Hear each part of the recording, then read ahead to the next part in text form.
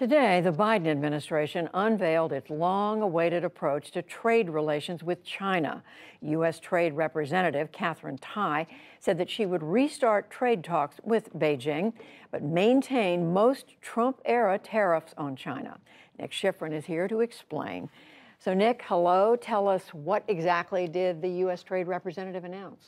That Biden will not move away from Trump-era tariffs, will not launch a full-scale negotiation with China, and will instead enforce President Trump's trade deal with China. That trade deal is known as Phase 1, in which Beijing promised to buy about $200 billion of American goods. But the Peterson Institute says that China's only bought 62 cents for every $1 it's promised. Ambassador Tai said today that she would hold China accountable to its commitments, but it was very restrained, the criticism, and she took pains not to say that she supported a trade war.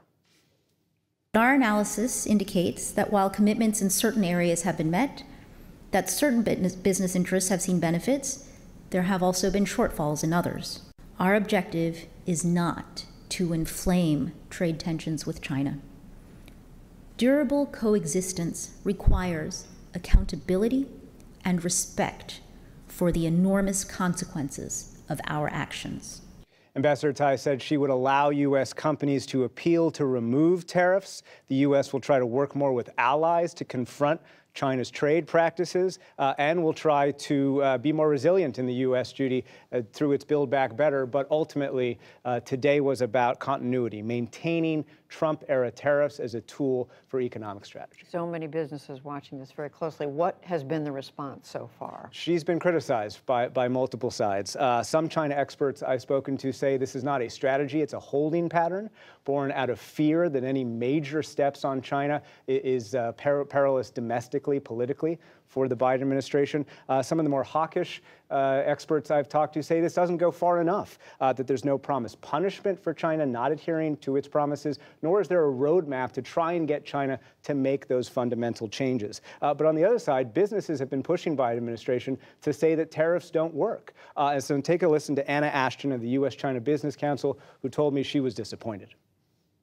It's a disappointment to see this focus on the value of tariffs. I don't think that there's been a case made by the Biden administration, either today during Ambassador Tai's speech or prior to today, that the tariffs have been beneficial in any specific way.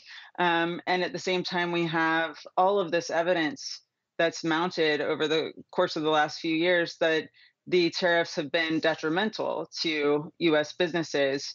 So it seems that Ambassador Tai didn't please very many people, but she kept her cards close to the vest, held back her criticism, and that may give her room in those upcoming talks with Beijing. And what about Beijing? Have they said anything yet? They have not said anything to her, but they have responded in the last few days in a very different way.